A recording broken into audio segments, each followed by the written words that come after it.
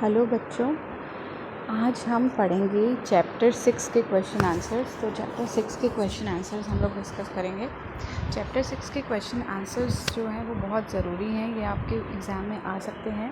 और जो जो चीज़ें मैंने हाईलाइट करी हैं वो आपको समझना बहुत ज़रूरी है। और आप कोई भी क्वेश्चन के आंसर्स अगर लिखते हो तो विद एग्ज़ाम्पल या विद उदाहरण आपको वो समझाने हैं, ताकि टीचर को भी ये क्लियर हो जाए कि आप क्या बोलना चाह रहे हैं, क्या आपने लिखा है आंसर में, और आपको भी वो उदाहरण की वजह से वो क्वेश्चन के जो आंसर्स हैं वो अच्छे से समझ में आ जाए और याद हो जाए। तो आओ हम इसके क्वेश्चंस के आंसर्स को को समझते हैं कि ये क्या हैं। तो सबसे पहला क्वेश्चन है, खाद्य सुरक्षा और गुणवत्ता एक वैश्विक मुद्दा क्यों है? स्पष्ट रूप से समझाइए। खाद्य सुरक्षा और गुणवत्ता एक वैश्विक मुद्दा इसलिए है क्योंकि आज भी विभिन्न प्रकार के खाद्य जनित रोग सार्वजनिक स्वास्थ्य संबंधी समस्याओं का मुख्य कारण है। एक रिपोर्ट के अनुसार 2005 में अतिसार, दस्त जैसे सामान्य से प्रतीत होने वाले रोग के कारण 18 लाख लोगों की मृत्यु हो गई थी। देखो, हम जानते हैं कि जो खाद्य जनित रोग हैं, जैसे आपने पढ़ा होगा फूड पॉइजनिंग हो गई, खाने की वजह से और जल की वजह से जो बहुत अलग अलग तरीके की बीमारियां होती हैं, जैसे आपने सुना होगा पीलिया हो जाता है, टाइफॉइड हो जाता है। तो ये सारी बीमारियों की वजह से ही हमें अतिसार और दस्त होता है। और इन्हीं अतिसार, दस्त वगैरह की वजह से कई लोगों की 2005 में मृत्यु हो चुकी है। तो इसका मतलब खाद्य से जितने भी संबंधित खाद्य जनित रोग हैं वो एक बहुत बड़ी समस्या है।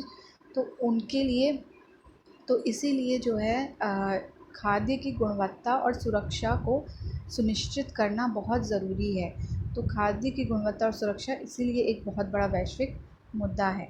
ठीक है, अगला क्वेश्चन है, बहुत सारी चीज़ें जो आपके यहाँ पे दी हुई हैं, 4-5 चीज़ें, ये शब्द इन्हें समझाइए। अब देखिए, आपके एग्ज़ाम में क्वेश्चन आ सकते हैं कि खाद्य संकट या खतरा क्या है, खाद्य अविषालुता क्या है, समझाइए। ये अति लघु उत्तरीय प्रश्न हैं, यानी कि शॉर्ट क्वेश्चंस हैं जो आपको समझाने हैं 2-2, 3-3 लाइन में।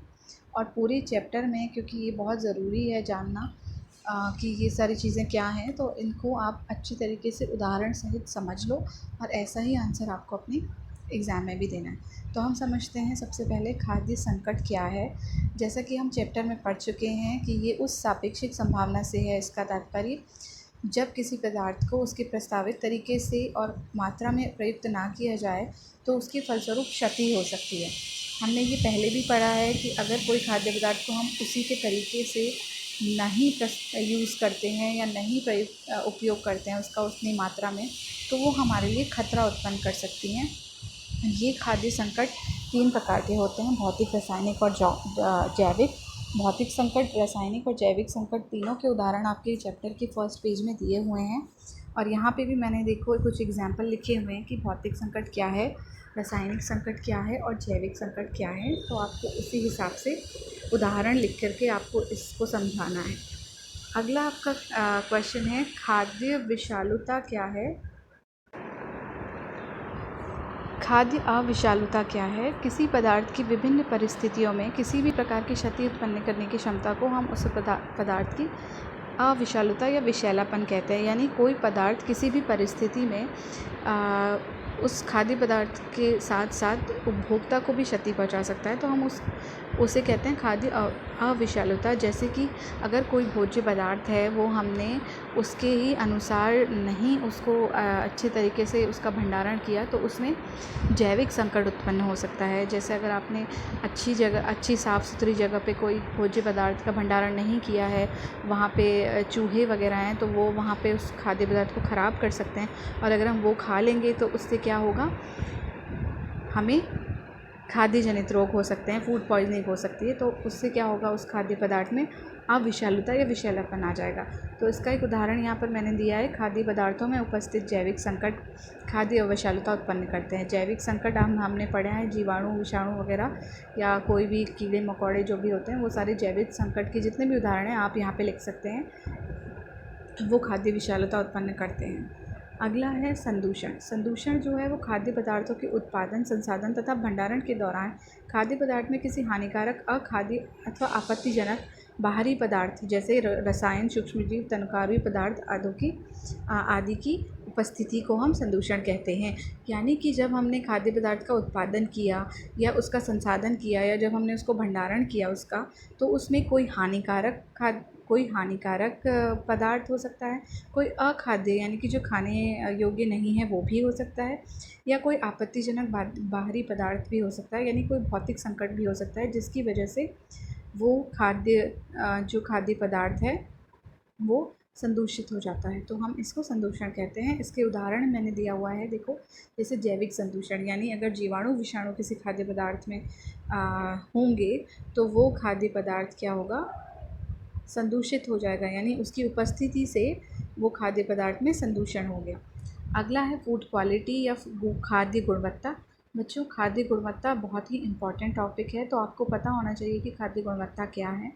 खाद्य गुणवत्ता से तात्पर्य उन गुणों से है जो उपभोक्ताओं के उत्पादों के महत्व को प्रभावित करते हैं। उपभोक्ता के लिए उत्पादों के महत्व को, यानी कि वो उत्पाद आपके लिए क्या मायने रखता है, कितना इम्पॉर्टेंट है। अथवा खाद्य पदार्थ गुणवत्ता का तात्पर्य उन गुणों से है जो उपभोक्ताओं की दृष्टि से सुरक्षित और स्वीकार्य है। सुरक्षित और स्वीकार्य है यानी उपभोक्ता जो है, अगर हम इसके एग्ज़ाम्पल के लिए, जैसे अगर हम कोई मार्केट में सामान ख़रीदने जाते हैं तो हम देखते हैं उसके बाहरी गुणों को भी देखते हैं, जैसे कि वो दिखने में कैसा है, उसका शेप कैसा है, वो छूने में कैसा है, वो उसका कलर कैसा है। ये सारी चीज़ें उपभोक्ता की दृष्टि से बहुत महत्वपूर्ण होती हैं और वो उसके चयन को प्रभावित करती हैं। यानी आपको कोई चीज़ आप मार्केट में ख़रीदने जा रहे हैं तो आपको वो लेनी चाहिए या नहीं, वो उसके भौतिक सारे गुणों पे डिपेंड करता है, जो बाहरी गुण हैं चाहे आंतरिक गुण हैं, दोनों गुणों पे निर्भर करता है। तो यानी खाद्य गुणवत्ता, अगर उसके सभी गुण अच्छे हैं, वो अच्छी क्वालिटी का कहलाएगा, यानी अच्छी उसमें गुणवत्ता का खाद्य पदार्थ कहलाएगा, तभी आप उस खाद्य पदार्थ को ख़रीदोगे। आप अगर मार्केट जाते हो तो आप कोई भी ख़राब सी चीज़ तो नहीं लेकर आते हो ना। फॉर एग्ज़ाम्पल, अगर बाहर आप कोई फल ख़रीदने जाते हो तो अगर वो बाहर से ख़राब है, सड़ा हुआ है, उसका कलर ख़राब हो गया है, वो उससे दुर्गंध आ रही है, तो आप वो कभी नहीं खरीदोगे, क्योंकि उसकी गुणवत्ता अच्छी नहीं है।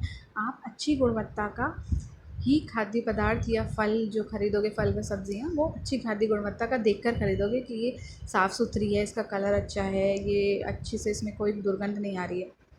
तो यानी उपभोक्ता जो उसे ख़रीद रहा है वो उसकी दृष्टि से जो है बहुत महत्वपूर्ण है, क्योंकि वो उसकी दृष्टि से सुरक्षित और स्वीकार्य है।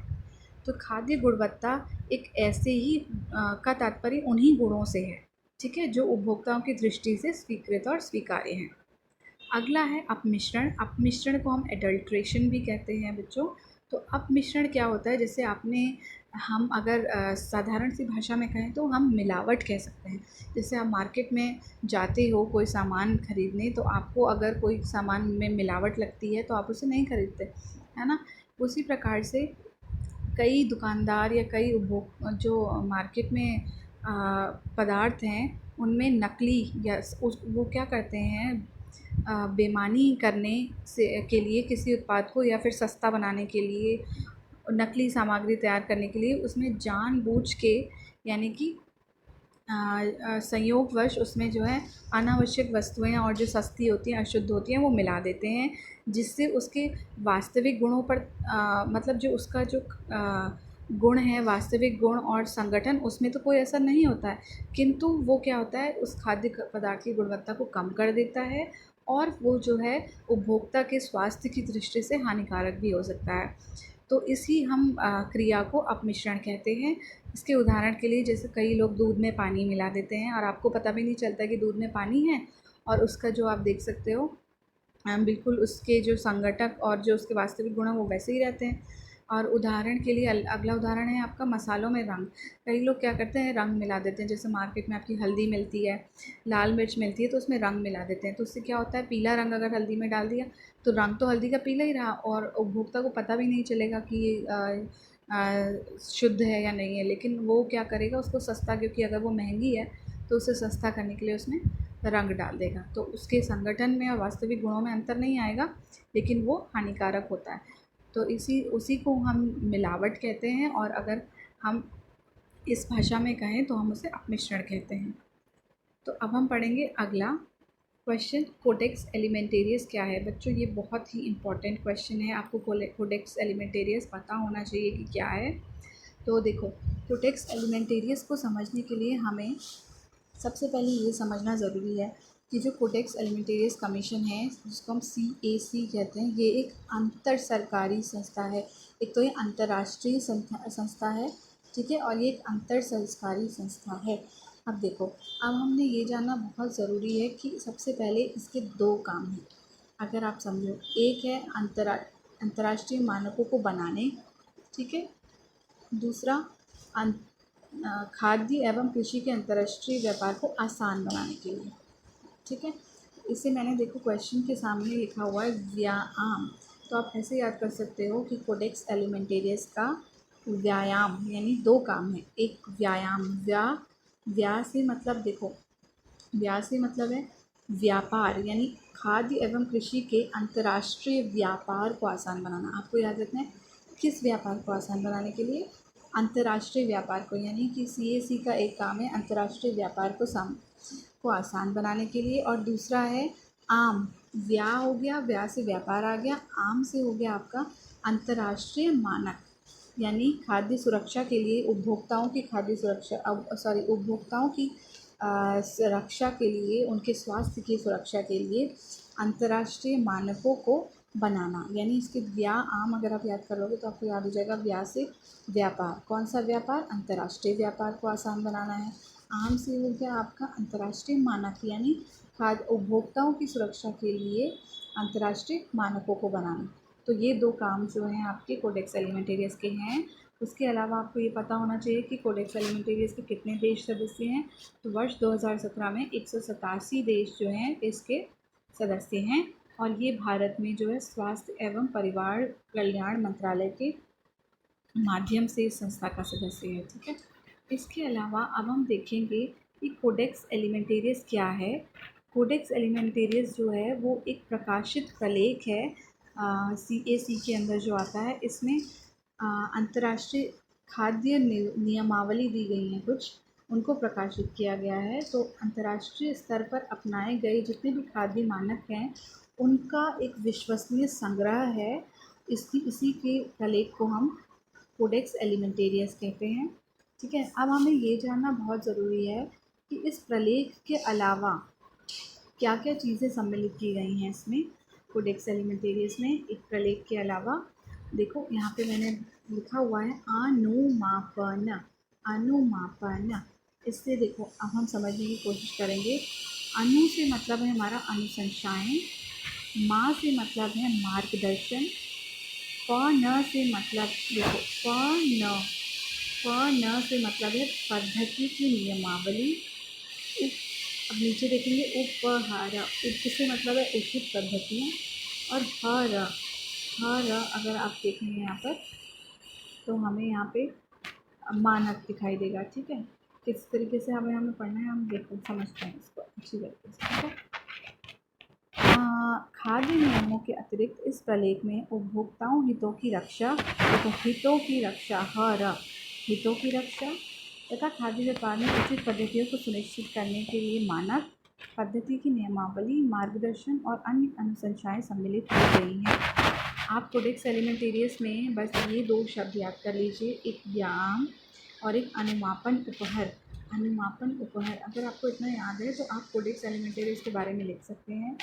कोडेक्स एलिमेंटेरियस के दो काम हैं, व्यायाम, और 187 देश इसके सदस्य हैं। ये एक अंतर सरकारी संस्था है, और इसके अलावा ये भारत में स्वास्थ्य एवं परिवार कल्याण मंत्रालय के माध्यम से संस्था का सदस्य है।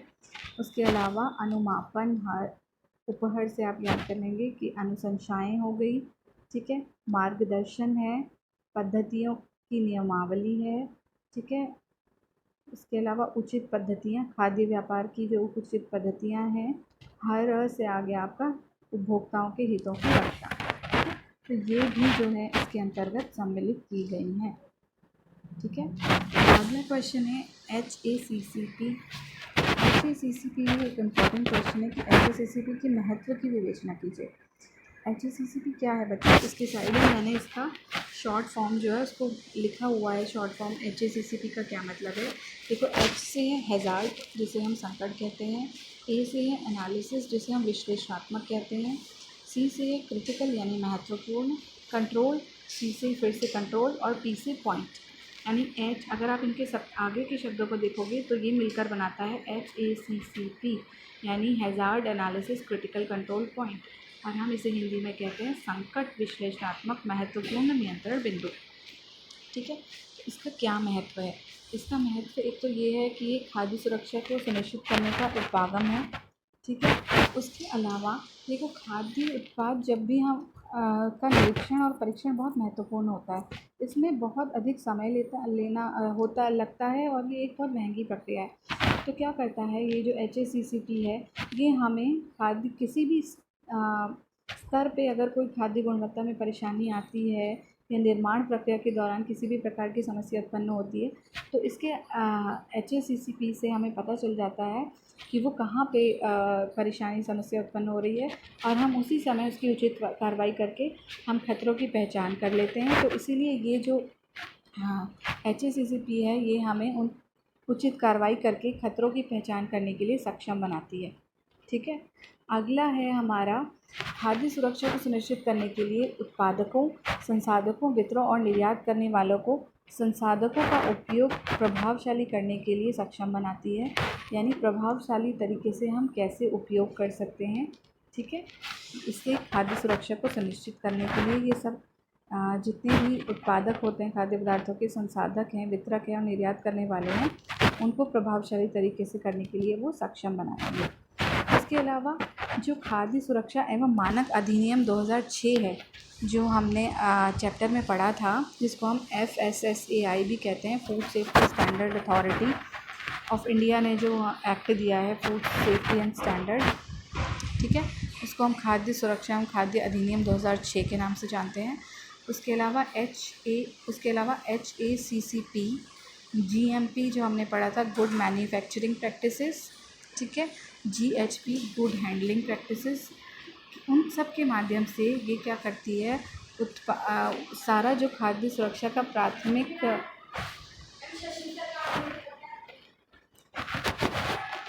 प्राथमिक उत्तरदायित्व होता है, वो उत्पादकों और आपूर्ति करने वालों पर डालती है। ठीक है, और ये उपभोक्ता, दूसरा, यह नियमित रूप से उत्तम गुणवत्ता वाले उत्पादों का आश्वासन देता है। यानी कि अगर HACCP किसी भी उत्पादक ने या किसी, हम कह सकते हैं कंपनी वाले ने, किसी ने HACCP अगर अपनी उसमें उपयोग किया है इसका, तो वो हमें ये बताएगा कि ये एक उत्तम गुणवत्ता वाला उत्पाद है। यानी कि उदाहरण के लिए मैं आपको समझाती हूँ, जैसे अगर आप मार्केट में कोई सामान लेने जाते हैं, जैसे मैं उदाहरण के लिए आपको बताती हूँ, आप अमूल का दूध लेते हैं, ठीक है, तो अमूल के दूध में क्या होता है, आपको पता है अमूल का दूध आता है, बहुत वर्षों से आता है अमूल का दूध, है ना। तो हम अमूल की जो कंपनी है अमूल, अगर वो HACCP को फॉलो करती है, ये सारे चीज़ों को फॉलो करती है, तो अगर वो ये सारी चीज़ों को फॉलो करती है कंपनी, तो इसका मतलब ये है कि वो जो उत्पाद दे रहा है, यानी कि जो भी दूध, दही, जो भी उत्पाद उनकी तरफ से हैं, वो सारे उचित उत्तम गुणवत्ता वाले हैं। यानी हाँ, वो एक विश्वसनीय खाद्य पदार्थ है, जिसमें एक तो हम उत्पाद की गुणवत्ता को सुनिश्चित कर सकते हैं कि हाँ, ये अच्छा उत्पाद है, अच्छी गुणवत्ता का उत्पाद है। दूसरा, वो ये भी जो उत्पादक है और आपूर्ति करने वाले हैं, हम उनको जाके जो है कह सकते हैं, अगर कोई भी प्रॉब्लम आती है, कोई भी परेशानी, कोई समस्या उसमें है कि आपने हमें ऐसा खाद्य पदार्थ दिया, ये ख़राब है या ये इसमें ऐसा है, तो वो सारा जो उत्तरदायित्व है वो उत्पादक और आपूर्ति करने वाले पर हो जाता है। दूसरा, ये एक प्रभावशाली की तरीके से हमें सक्षम बनाती है जो संसाधनों का उपयोग करने के लिए, ठीक है, ताकि जो खाद्य सुरक्षा है वो सुनिश्चित रहे, ठीक है। और दूसरा, कहीं पे भी ये जो कंपनी वाले हैं, जो जैसे उदाहरण के लिए अमूल कंपनी वाले हैं, वो जब ये खाद्य उत्पादन करते हैं तो उस टाइम पे वो हर स्तर पे जो है HACCP अगर फॉलो कर रहे हैं, तो उनको हर स्तर पे पता है कि कहाँ पे कौन सी समस्या आ सकती है, उसका क्या उपाय करना है, तो वो उसे इस चीज़ के लिए सक्षम बनाती है। और दूसरा जो है ये एक खाद्य सुरक्षा को सुनिश्चित करने का बहुत ही अच्छा उपागम है। तो ये दो चीज़ें यानी खाद्य सुरक्षा और खाद्य गुणवत्ता दोनों के दृष्टि से बहुत महत्वपूर्ण हैं। तो ये HACCP की महत्व को आपको अच्छी तरीके से समझना है। ये क्वेश्चन बहुत इम्पॉर्टेंट है, आपके एग्ज़ाम में आ सकता है। अगला क्वेश्चन है राष्ट्रीय और अंतर्राष्ट्रीय खाद्य मानकों की सूची बनाइए। तो आपने इस चैप्टर में पढ़े थे कि कौन से राष्ट्रीय मानक हैं। उदाहरण के लिए मैंने आपको FSSA बताया था, ठीक है। जो हमारी FSSAI है, जो food safety and standard authority of India है, उन्होंने जो राष्ट्रीय मानक दिया था वो राष्ट्रीय मानक खाद्य सुरक्षा एवं मानक अधिनियम 2006 के अंतर्गत जो है ये मानक है। दूसरा अंतर्राष्ट्रीय मानक क्या है, अंतर्राष्ट्रीय स्तर पर जो बनते हैं, तो अंतर्राष्ट्रीय स्तर का मानक के उदाहरण मैंने आपको दिए थे ISO और CAC, ठीक है। इसके बाद हम पढ़ेंगे अतिरिक्त प्रश्नोत्तर, जो कि आपके वस्तुनिष्ठ या मल्टीपल चॉइस हैं। इसमें आपको सिलेक्ट करना है कि कौन सा आंसर सही है, कौन सा, उसको आपको टिक करना है। तो आपके इस तरीके के क्वेश्चंस भी आते हैं, आपको आना चाहिए। तो सबसे पहले इसमें दिया है खाद्य जनित सूक्ष्म जैविक रोगों की वृद्धि के मुख्य कारण क्या हैं। तो जैसा कि हमने चैप्टर में पढ़ा था, सूक्ष्म जीवों की अनुकूलन क्षमता में वृद्धि, लोगों में प्रतिजैविक अवरोधकता और परिवर्तित मानवीय सुग्राह्यता। तो इसका आंसर उपरोक्त सभी है। ये सभी जो है वो खाद्य जनित सूक्ष्म जैविक रोगों में वृद्धि का मुख्य कारण होते हैं। उसके अलावा रासायनिक या दूषित संकट, रासायनिक दूषण या संकट का कौन सा उदाहरण प्रमुख है। तो आप नीचे देख रहे हैं उदाहरण में विषैली धातुएं, रेशेदार जूट और फफूंदी है। तो जैसा हम जानते हैं रेशेदार जूट जो है वो एक भौतिक संकट है, फफूंदी एक जैविक संकट है। तो केवल विषैली धातु जो है वो एक रासायनिक संकट का उदाहरण है। उसके अलावा है अंतर्राष्ट्रीय मानकीय संगठन यानी ISO, विश्व के विभिन्न देशों की राष्ट्रीय मानक संस्थाओं का आपको एक ये फिल इन द ब्लैंक वाला क्वेश्चन है। आपको रिक्त स्थान की पूर्ति करनी है। तो उस रिक्त स्थान के आपको ऑप्शंस दिए हैं, ये कौन सी संस्था है, अंतर्राष्ट्रीय सरकारी संघ है, स्वयंसेवी संघ है या फिर गैर सरकारी संघ है। तो आपको पता है, हमने इस चैप्टर में पढ़ा है कि ये एक अंतर्राष्ट्रीय गैर सरकारी संघ है। उसके अलावा एक प्रभावी खाद्य नियंत्रण प्रणाली में निम्न कौन सा होना आवश्यक है। तो जैसे कि हमने पढ़ा था, खाद्य निरीक्षण भी ज़रूरी है, विश्लेषणात्मक क्षमता भी ज़रूरी है, उत्तम निर्माण एवं हस्तन पद्धतियाँ यानी कि जिसको हमने GMP और GHP पढ़ा था, ये तीनों ही बहुत ज़रूरी हैं। तो इसलिए इसका उदाहरण उपरोक्त सभी होगा। इसका आंसर उपरोक्त सभी होगा।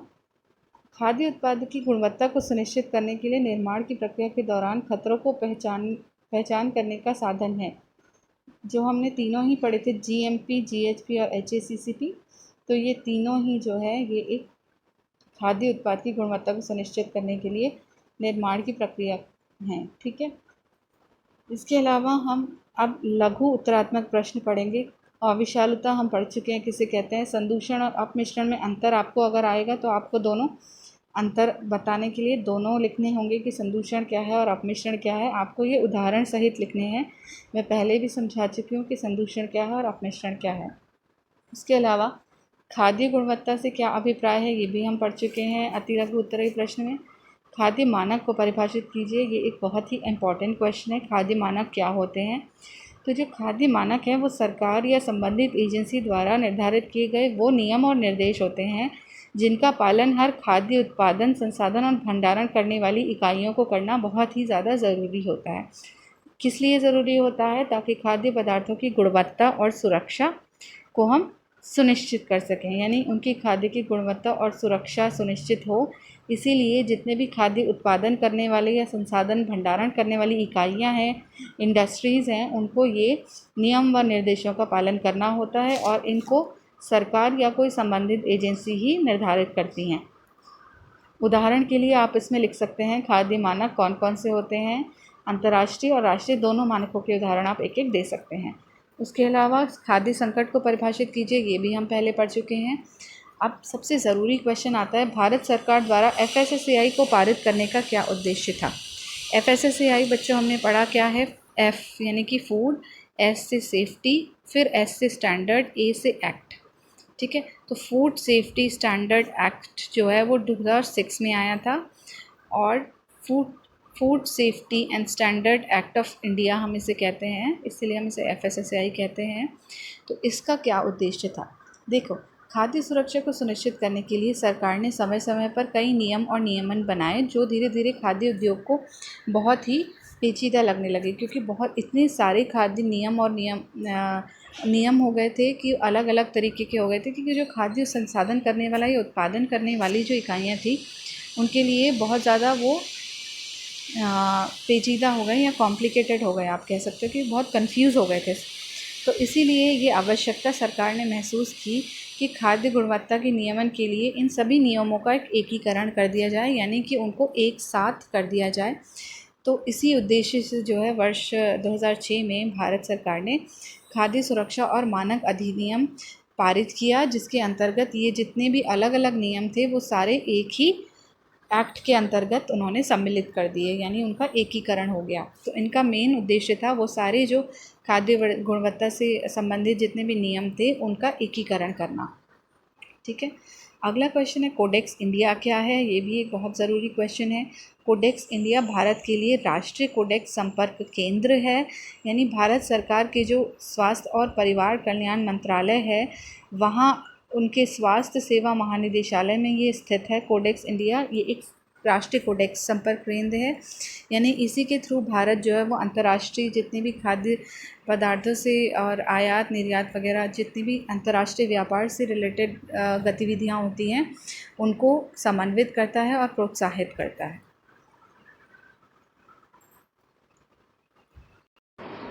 अगला क्वेश्चन है उत्तम हस्तन पद्धतियाँ क्या हैं? मैंने साइड में देखो लिखा हुआ है GHP, यानी G से है आपका गुड, H से है हैंडलिंग, P से है प्रैक्टिसेस। यानी गुड का मतलब उत्तम, हैंडलिंग का मतलब हस्तन और प्रैक्टिसेस का मतलब पद्धतियाँ।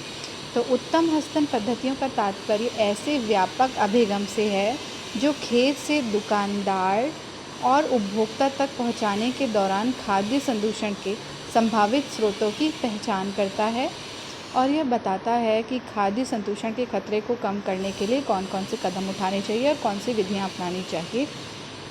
ये उत्तम हस्तन जो पद्धतियां हैं सुनिश्चित करती हैं कि खाद्य पदार्थों का हस्तन करने वाले सभी व्यक्तियों का स्वास्थ्य संबंधी आदतें अच्छी हो।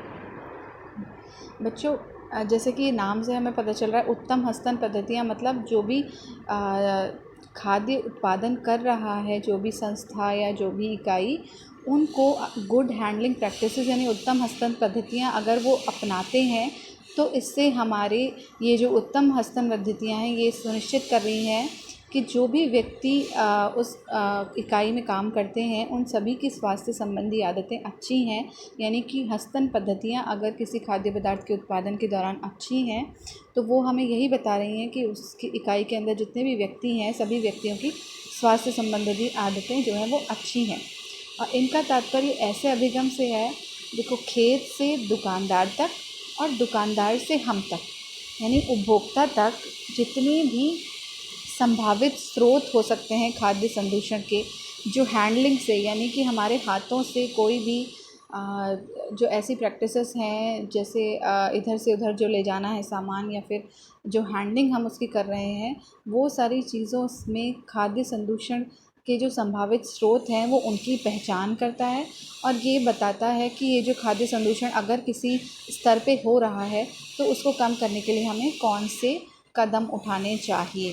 तो ये सारी विधियां जो हैं वो इस उत्तम हस्तन पद्धतियों के अंतर्गत आती हैं। ठीक है, अब है अगला क्वेश्चन, ISI प्रभावित कुछ उत्पादों की सूची बनाइए। यानी वो ये क्वेश्चन हमसे ये कह रहे हैं कि ऐसे प्रोडक्ट, ऐसे खाद्य पदार्थों की सूची बनाओ जिनमें ISI मार्क दिया हुआ होता है, यानी ISI मार्क लगा हुआ होता है। तो खाद्य पदार्थ कुछ ऐसे होते हैं जिनके उदाहरण देखो यहाँ पे दिए हुए हैं। विद्युत उपकरण होते हैं जिनमें ISI का प्रोडक्ट होता है, का मार्क होता है, और घरेलू उपकरण भी कुछ ऐसे होते हैं जिनमें ISI का मार्क होता है।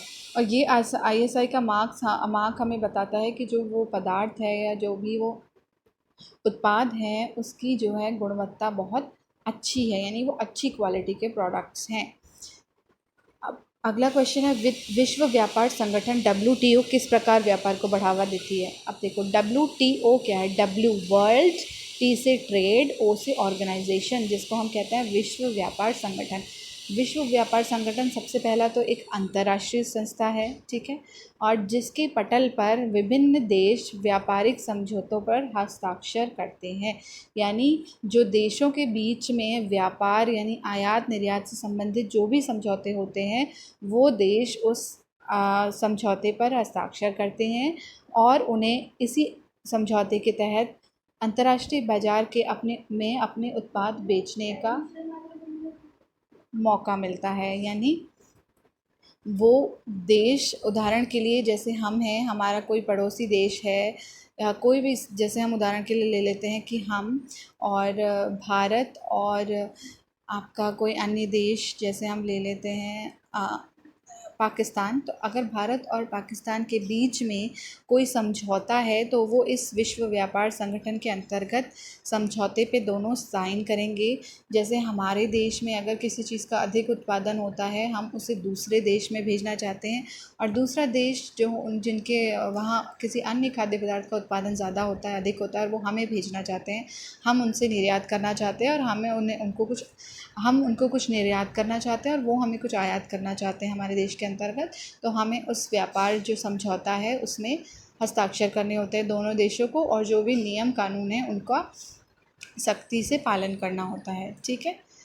अगला क्वेश्चन है, विभिन्न प्रकार के खाद्य मानक कौन कौन से हैं। देखो, बहुत अन्य अलग अलग प्रकार के खाद्य मानक होते हैं, वो अलग अलग खाद्य पदार्थों पर निर्भर करता है। जैसे फल और सब्जी के लिए अलग है, मांस और जो खाद्य उत्पादन आदेश है वो मांसाहारी जो खाद्य पदार्थ है उनके लिए है, और वनस्पति तेल उत्पाद आदेश जो है वो वनस्पति जितने भी तेल हैं, तिलहन से निकलने वाले तेल हैं, उनके लिए है।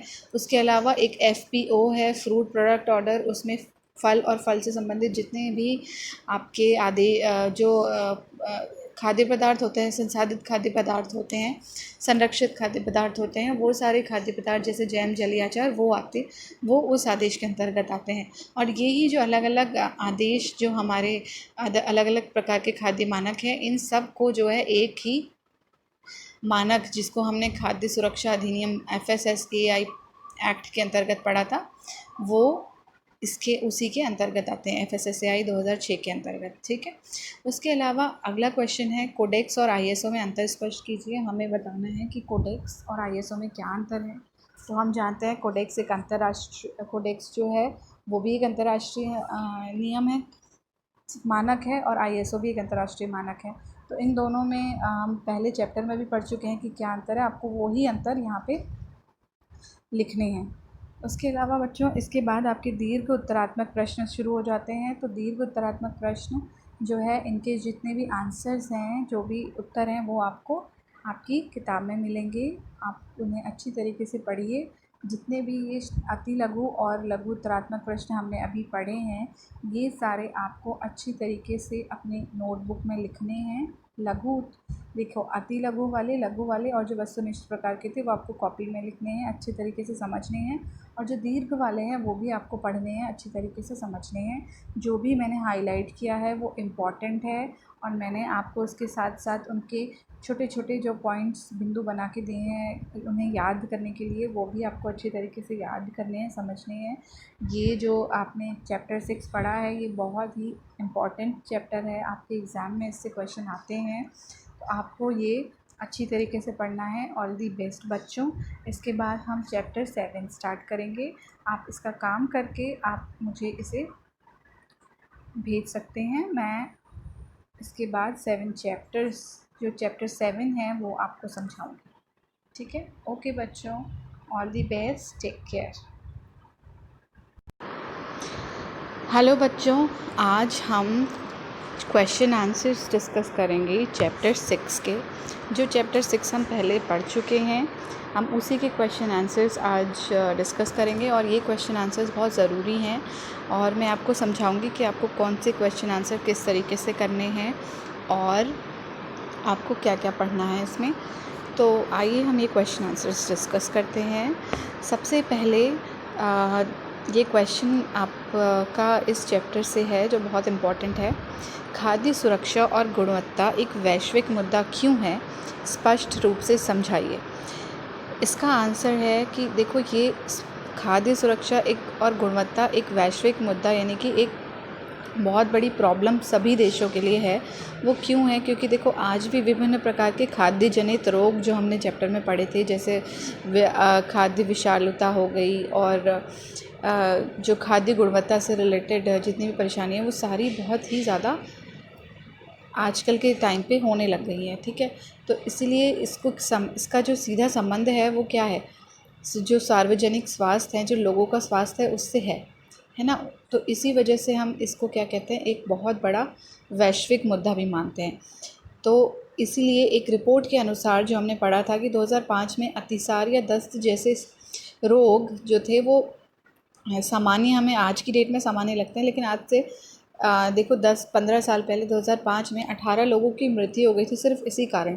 और जो ये दस्त अतिसार है, ये आपका फूड पॉइजनिंग जिसे की वजह से भी हो सकती है। तो फूड पॉइजनिंग क्या है? एक तरीके का खाद्य जनित रोग है। तो इसीलिए खाद्य की गुणवत्ता और सुरक्षा का में ध्यान देना बहुत ज़्यादा ज़रूरी होता है।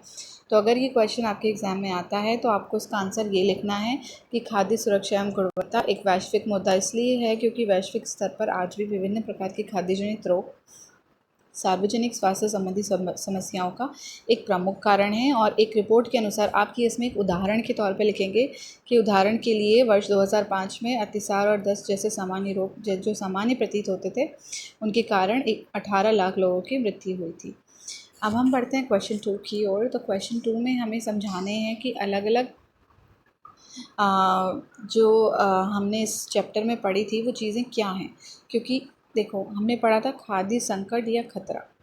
खाद्य संकट या खतरा क्या होता है? देखो ये एक इस तरीके की तात्पर्य उसका उस सापेक्षिक संभावना से है जब किसी खाद्य पदार्थ को उसके प्रस्तावित तरीके और मात्रा में प्रयुक्त ना किया जाए तो उसके फलस्वरूप क्षति हो सकती है। क्षति हो सकती है मतलब कोई भी रोग हो सकता है, कोई बीमारी, कोई परेशानी हो सकती है, कोई गंभीर समस्या हो सकती है। तो इसीलिए अगर हम किसी खाद्य पदार्थ को उसके तरीके से उसे इस्तेमाल नहीं करेंगे तो वो एक खाद्य संकट उत्पन्न कर सकता है। तो खाद्य संकट जो होता है, जैसा कि हमने चैप्टर में पढ़ा था, 3 प्रकार के होते हैं: भौतिक संकट, रासायनिक संकट और जैविक संकट। और ये अगर तीनों में से कोई भी एक संकट हो जाए तो वो उपभोक्ता के स्वास्थ्य के लिए हानिकारक होता है। इसके उदाहरण में देखो, आप उदाहरण जो हमने पढ़े थे वो दे सकते हैं। जैसे हमने पढ़ा था भौतिक संकट। भौतिक संकट में हमने उदाहरण पढ़े थे पत्थर, कील वगैरह जो हमारे खाने में आ जाते हैं। अगर हम इन्हें खा लेंगे तो ये हमारे लिए खाद्य संकट उत्पन्न करेंगे। रासायनिक खाद्य पदार्थ में जैसे कि मिलावट होती है खाद्य पदार्थों में, तो कोई कलर या केमिकल मिला हुआ होता है, रसायन मिला हुआ होता है, तो उसे हम रासायनिक संकट कहते हैं। उसके बाद है खाद्य अविषालुता, मतलब फूड टॉक्सिसिटी क्या है? अगर किसी खाद्य पदार्थ की विभिन्न परिस्थितियों में किसी भी प्रकार की क्षति उत्पन्न करने की क्षमता को हम उस खाद्य पदार्थ की अविषालुता या विषैलापन कहते हैं। ठीक है, इसके उदाहरण के लिए अगर कोई जैविक संकट हमारे खाद्य पदार्थ में है, जैसे कि जो रोगाणु, विषाणु वगैरह हैं, वो अविषालुता उत्पन्न कर सकते हैं। जैसे कि अगर कोई जीवाणु है जिसे हमने खाद्य पदार्थ में वो उपस्थित है और उस खाद्य पदार्थ को हमने खा लिया, तो वो विष उत्पन्न कर सकता है उस खाद्य पदार्थ में, जिससे कि हमें फूड पॉइजनिंग या खाद्य अविषाक्तता हो सकती है। तो उसकी वजह से हमें क्या होगा, हम बीमार हो जाएंगे, हमें क्षति पहुंच सकती है। तो उपभोक्ता को उससे क्षति पहुंच सकती है। तो इसीलिए किसी भी पदार्थ की विभिन्न परिस्थितियों में क्षति उत्पन्न करने की जो क्षमता होती है, हम उसे खाद्य अविषालुता कहते हैं। संदूषण हम किसे कहते हैं? संदूषण क्या होता है? जब हम किसी खाद्य पदार्थ को उसके उत्पादन, संसाधन या भंडारण के टाइम पे कोई उसमें खाद्य हानिकारक, अखाद्य या फिर जो खाने लायक नहीं होता, कोई आपत्तिजनक बाहरी पदार्थ अगर मिल जाए तो हम उसे संदूषण कहते हैं। ये रासायनिक भी हो सकता है, सूक्ष्मजीवी भी हो सकते हैं, या फिर कोई और तनुकारी या केमिकल पदार्थ, रासायनिक पदार्थ भी हो सकता है। उदाहरण के लिए मैंने जैविक संदूषण का उदाहरण दिया है, जीवाणु या विषाणु जो आपके जल या फिर खाद्य पदार्थ में उपस्थित होते हैं। उसके अलावा खाद्य गुणवत्ता, देखो बच्चों, खाद्य गुणवत्ता बहुत ज़रूरी है। ये खाद्य गुणवत्ता का क्वेश्चन आपके एग्ज़ाम में आ सकता है कि खाद्य गुणवत्ता क्या है, बताइए। तो आपको इसका आंसर देना ज़रूरी है, आपको जानना ज़रूरी है कि खाद्य गुणवत्ता क्या है। खाद्य गुणवत्ता का तात्पर्य उन गुणों से है जो उपभोक्ताओं के लिए उत्पादों के महत्व को प्रभावित करते हैं, अथवा खाद्य गुणवत्ता का तात्पर्य उन गुणों से है जो उपभोक्ताओं की दृष्टि से सुरक्षित और स्वीकार्य हैं। इसका मतलब ये है कि अगर कोई उपभोक्ता किसी खाद्य पदार्थ को जब जैसे हम लोग कोई चीज़ ख़रीदने चाहते हैं तो वो कितना सुरक्षित है हमारे लिए, और उसमें जो गुण हैं, चाहे वो उसके भौतिक गुण हों या रासायनिक गुण हों, वो जो गुण हैं वो उसको कितना अच्छी तरीके से रिप्रेजेंट करते हैं। ठीक है बच्चों।